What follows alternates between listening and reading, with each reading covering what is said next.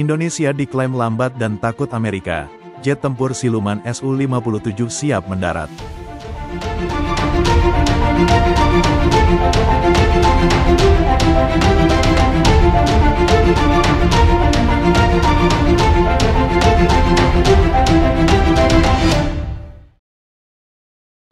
Audio Jungle. Audio Jungle.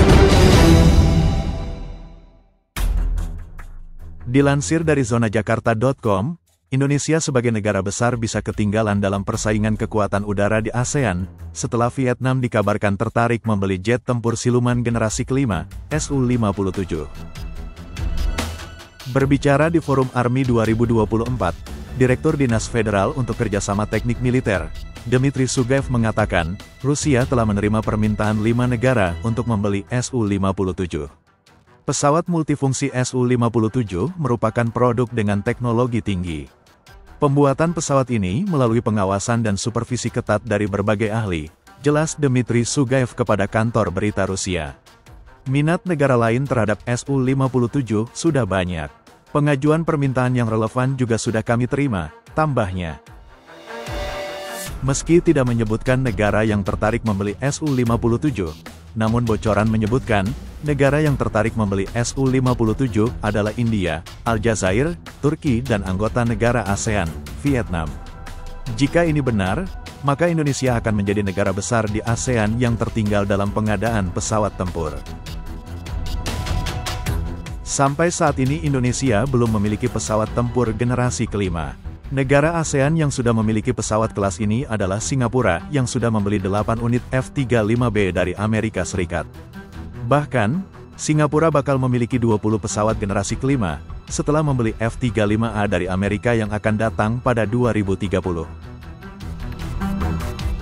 Indonesia sebenarnya termasuk negara yang berminat memiliki Su-57.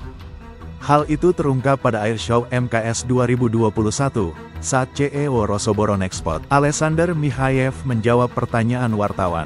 Menurut Mikhaev, ada 5 negara ASEAN yang sudah menyatakan tertarik membeli Su-57, antara lain Indonesia, Malaysia, Myanmar, Thailand, dan Vietnam.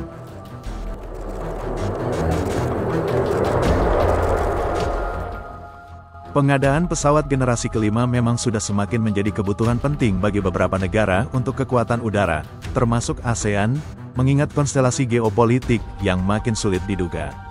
Indonesia masih terkonsentrasi pada pengadaan pesawat generasi 4,5 dan sudah resmi membeli 42 Rafale dari Prancis. Selain itu, Indonesia juga terlibat proyek pembuatan pesawat KF-21 Boramae dengan Korea Selatan. Indonesia memiliki sejarah panjang dalam kerjasama militer dengan berbagai negara, termasuk Rusia. Namun, dalam beberapa tahun terakhir, ada kekhawatiran bahwa Indonesia mungkin menahan diri untuk membeli alutsista dari Rusia karena tekanan dan ancaman dari Amerika Serikat. Amerika Serikat memiliki pengaruh besar dalam geopolitik global, dan Indonesia, sebagai salah satu negara dengan ekonomi terbesar di Asia Tenggara, tidak lepas dari pengaruh ini. Sejak era Perang Dingin, Amerika Serikat telah berusaha untuk membatasi pengaruh Rusia di berbagai wilayah, termasuk Asia Tenggara. Kebijakan luar negeri AS seringkali disertai dengan sanksi dan tekanan diplomatik terhadap negara-negara yang melakukan bisnis dengan Rusia, terutama dalam sektor militer. Salah satu alat utama yang digunakan oleh Amerika Serikat untuk menekan negara-negara yang ingin membeli alutsista dari Rusia adalah CAATSA atau Countering America's Adversaries Through Sanctions Act. Undang-undang ini memungkinkan Amerika Serikat untuk menerapkan sanksi kepada negara atau perusahaan yang melakukan transaksi signifikan dengan sektor pertahanan atau intelijen Rusia. Indonesia berada dalam posisi yang sulit. Di satu sisi, Rusia telah menjadi pemasok utama alutsista bagi Indonesia selama beberapa dekade, menyediakan peralatan militer yang relatif lebih terjangkau dan canggih. Di sisi lain, ketergantungan pada Rusia dapat mengundang reaksi negatif dari Amerika Serikat, yang dapat merugikan kepentingan ekonomi dan strategis Indonesia di masa depan.